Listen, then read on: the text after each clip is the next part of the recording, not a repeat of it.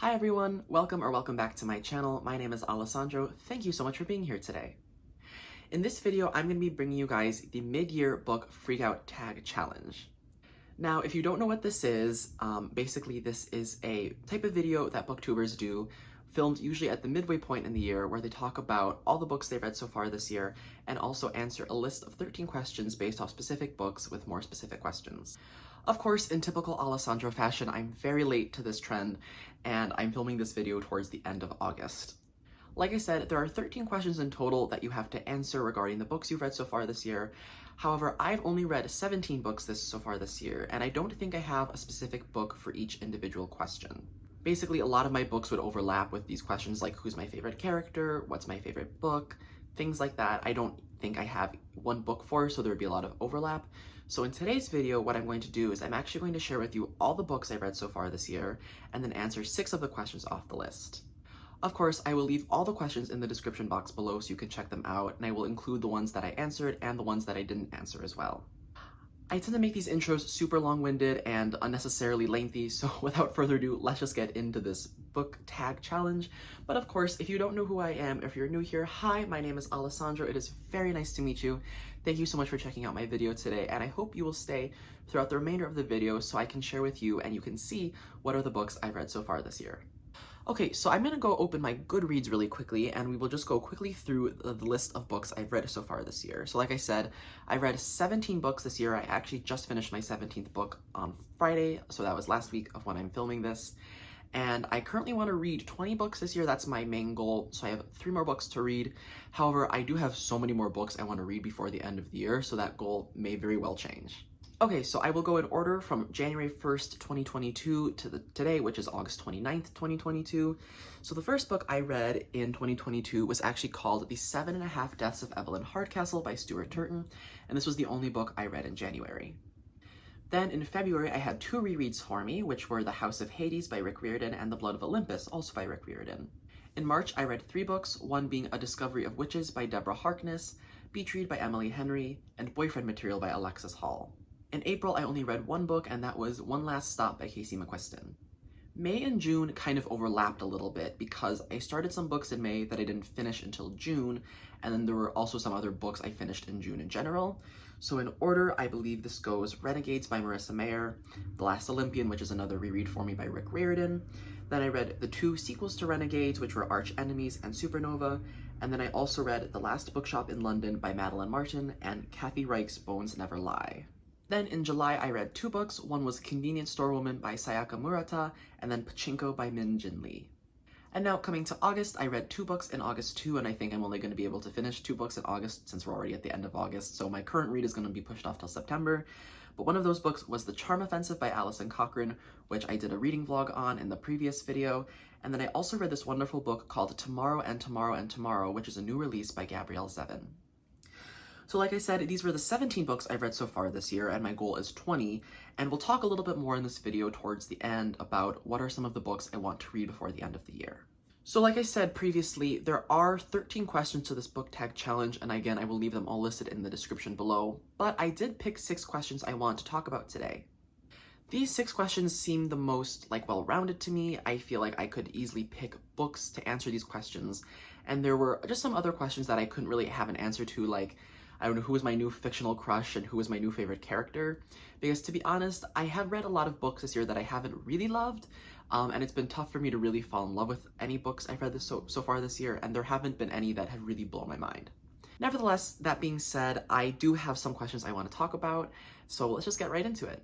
So question number 1, what has been my favorite book so far this year? This is a tough question because, like I said, there were some books this year that I didn't really vibe with, but there were also some really awesome books that I read this year.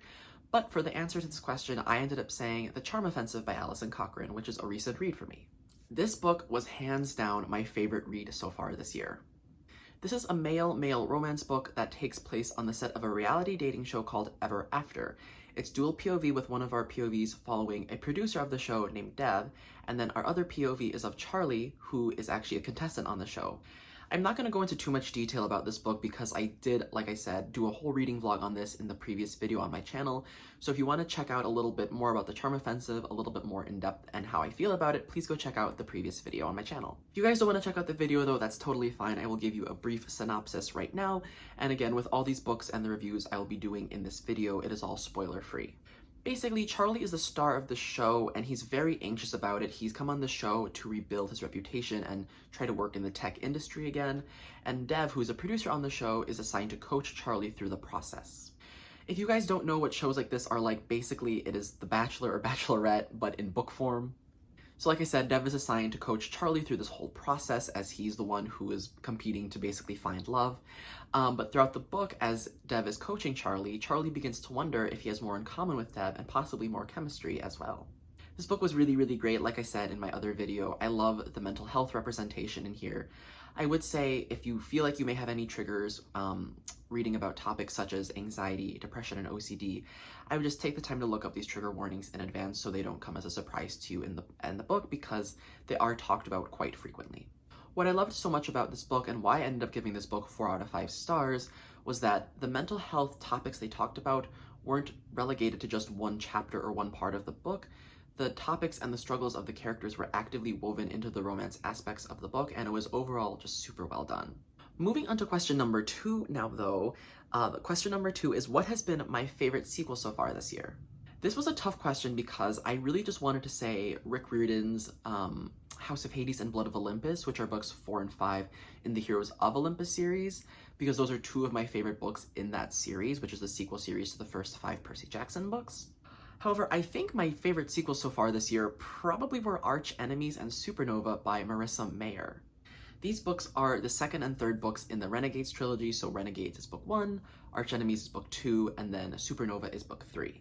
These books were wonderful and such an enjoyable read for me. What I loved so much about these books is it incorporated a trope that I didn't know I loved before I read this series, and that is we're enemies but we don't know we're enemies yet trope. This is such a fun trope to read, especially because all 3 books are dual POV from the same 2 characters. I would call this book YA sci-fi fantasy with a very slow burn side romance plot built into it. The 2 POVs we get in this book are 2 teenagers, a girl named Nova who lives in Gatlon City and is a part of a group called the Anarchists, and our second POV is a boy named Adrian who's a part of a group called the Renegades, which is running the city they're living in called Gatlon City. So like I said, it's dual POV. We have our perspective from Nova, who's a member of this group called the Anarchists, which have been overthrown by the Renegades, who is now in control of Gatlon City. And we also get a POV from Adrian, who's a member of the Renegades, and he's kind of coming to terms with how he wants to be a superhero, what kind of superhero he wants to be, and also dealing with the pressures of being a renegade. This book had everything you need, I think, in a YA sci-fi fantasy book, with some really intense action sequences, really interesting and unique characters, and overall some plot twists that I did not see coming. I think what I loved about this book series is not only that it was the first book series I'd read in a while that was kind of a new series to me, because I spent the past year rereading Percy Jackson and the Olympians and the Heroes of Olympus, so I really wanted, at the time I started reading Renegades, to pick up a series that I could really get into and that was completely new to me. What I think this series accomplished very well though, especially if it's targeted toward a younger audience, was not just that there were great action sequences, but there were also some really nice moments where, both from Adrian and Nova's perspective, we had a lot of introspective thoughts. What I mean by that is that it wasn't just all fighting and action and just, you know, that kind of stuff, but we got to read about Nova and Adrian's introspective thoughts, like they thought about, like, what does justice mean to them? What is right and wrong? What should the people of Gatlon City have a say in regarding the rule of, like, the Renegades, for example? A big part of this book series is actually pitting the 2 groups against each other. So like I said, Nova is part of a group called the Anarchists, which want revenge against the Renegades, and then there are the Renegades who are trying to maintain order after overthrowing the Anarchists in Gatlon City. Again, like I said, great action sequences, some morally gray heroes and anti-heroes, and overall just a wonderful trilogy. I gave every single book in this series 4 out of 5 stars, but I would definitely say my favorite book was the third one. The second book, Arch Enemies, is a little bit slow, but sets up a lot for the third book, which is extremely intense and has plot twists out the wazoo. I would recommend this book to people who like books like Percy Jackson because it did have that fantasy sci-fi element in it, but I would say it's targeted to a little bit of an older audience. The next question on the list is, what is my most disappointing read so far this year? Now, unfortunately, I've had a couple of disappointing reads, and I would like to preface this next section of the video by saying it is not my intention to bash your favorite book, and my opinions of the book do not necessarily reflect what everyone thinks about this book. These are just my opinions, and they were my personal reading experience. And if you like the books I'm talking about, more power to you. I'm just saying these books weren't really for me, or I didn't enjoy them at the time I read them. I've had a couple of disappointing reads so far this year. I would say maybe 3 or 4 books I have read just really weren't for me.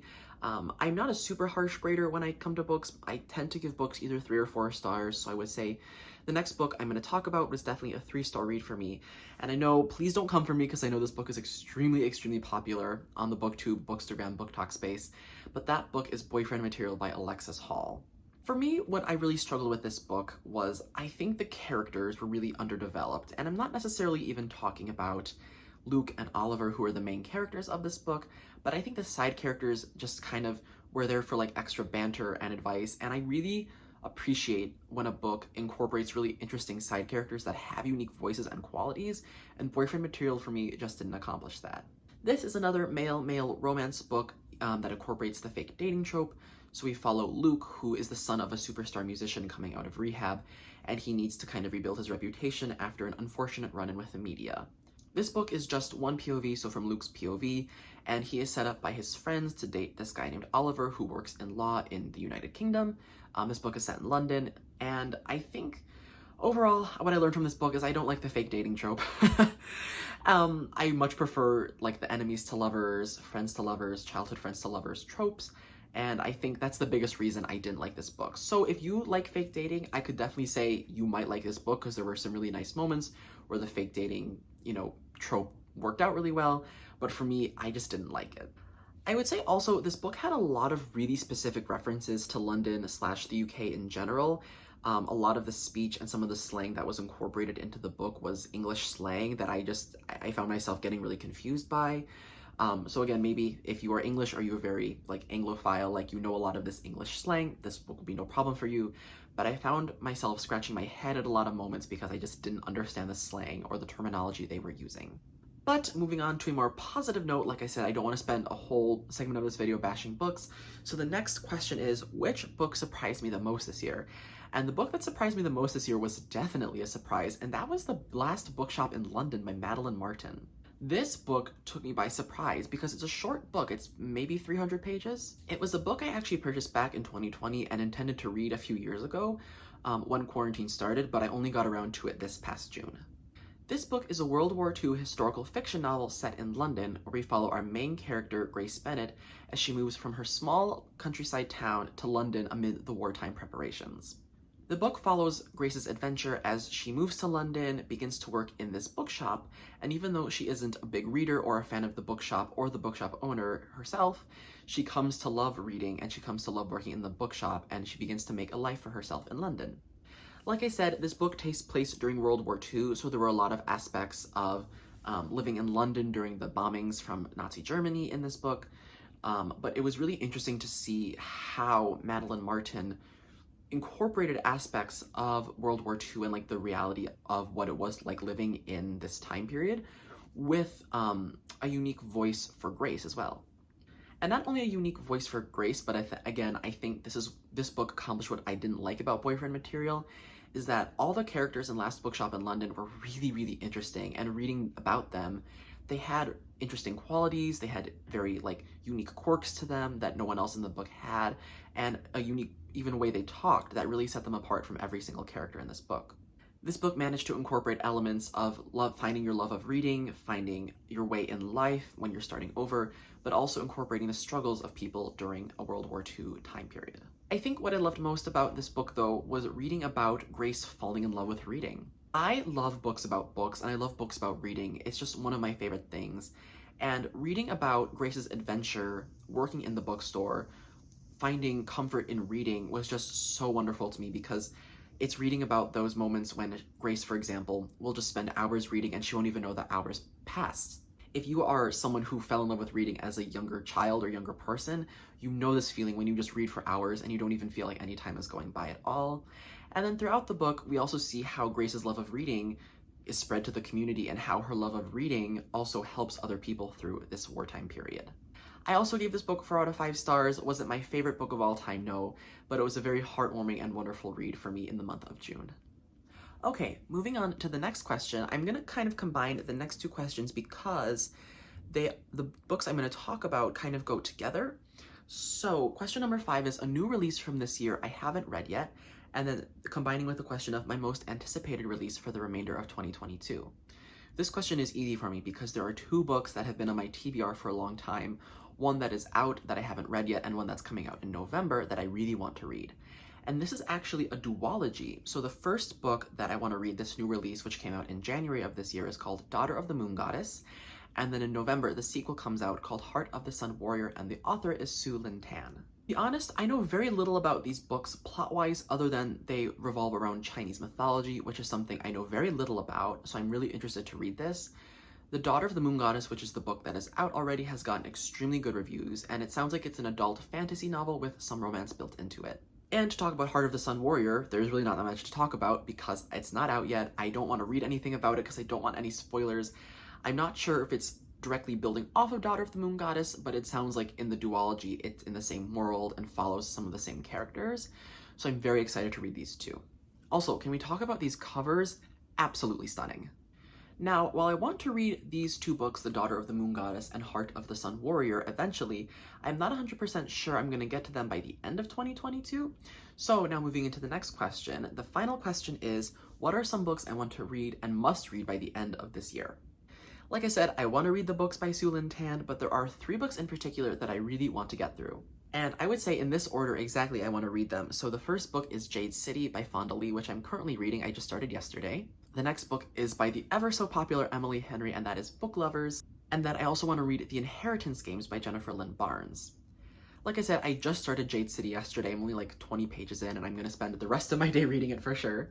I picked up this book because one of my favorite booktubers, Mel Reeds, recommended it, and she, I believe, has read all 3 books in what is called the Green Bone Saga. So there's Jade City, which I'm on right now, Jade War, which is the next book, and then Jade Legacy, which is the final book in the trilogy. I also really want to read Book Lovers by Emily Henry because if you remember from me listing out the books I've read so far this year in the beginning of the video, I actually read Beach Read and I gave it a 4 out of 5 stars. I have not read People We Meet on Vacation yet, but I read the premise of Book Lovers, which is basically, it's like, sounds like it's set, takes place in a publishing world, like publishing workplace rivals to lovers, which I love that trope. I really want to read Book Lovers for that reason. And then I also want to read The Inheritance Games because this is another series I really want to get into, but the main reason I want to read it is because my friend told me it was just like the movie Knives Out with Ana de Armas, Chris Evans, and Daniel Craig, which is one of my favorite movies of all time. So my friend was like, you have to read this book series, and I was like, say less. The Inheritance Games and Knives Out, if you don't know what the premise of these things are, basically it's like this person who's usually like not super close to the family that is the main center of the book, but this person inherits. I'm doing kind of a bad job of explaining it. Basically, I would say for the Inheritance Games, it sounds like there's a teenager named Avery who at some point in her teenage life, and she's in high school, finds out she's inherited this really big fortune from this guy named Tobias Hawthorne. She doesn't know who this guy is or why she's inherited all this money, but the catch is she has to live in the Hawthorne house with the rest of his conniving family for some period of time before she gets the inheritance, but she has to, of course, survive the family. The Inheritance Games is book 1 in the Inheritance Games series, so I believe there's also the Hawthorne Legacy, and then there's a book called The Final Gambit, which I believe comes out tomorrow or the day after tomorrow as the day I'm filming this. I think the Inheritance Games would be a perfect fall cozy read. Knives Out has that fall vibe, like the cozy sweater weather. Everyone knows Chris Evans in the white cable knit sweater, like that was popping on Twitter when Knives Out came out. But like I said, I'm really excited to read these books, and I think I will probably finish Jade City and Book Lovers right around the time I will start the Inheritance Games, so when fall is really setting in the area I'm in. So I'm looking forward to it. You may notice that I have listed a bunch of books towards the end that I said I want to read. I think at least 5 books I listed that I want to read. So while my reading goal is 20, I very may well end up surpassing that goal, and that would be super awesome if I could do that. But without anything else, I think those were all the questions I wanted to go through today. Like I said, I will leave the remainder of the questions in the description box below if you want to check them out. And you can also just go to YouTube and type in mid-year book freakout tag, and I'm sure there will be tons of videos of people answering all the questions for you to watch. If you watching enjoyed the video, I would really appreciate it if you gave the video a big thumbs up, and if you want to subscribe to my channel for more bookish content coming your way soon, I would really appreciate that as well. I actually am on Instagram now, so make sure you, again, check the description box for all the things I'm talking about in this video. I am now on Bookstagram. I have an official Instagram account for books, so if you are on Instagram, please give me a follow. I only have like 4 followers right now, so it'd mean a lot to me if you would follow. But I think that is all I have for this video. I know this was a shorter one today, but I hope to be bringing you more videos in the future. And without anything else, thank you guys so much for watching this video. My name is Alessandro, and I will see you in the next one. Bye!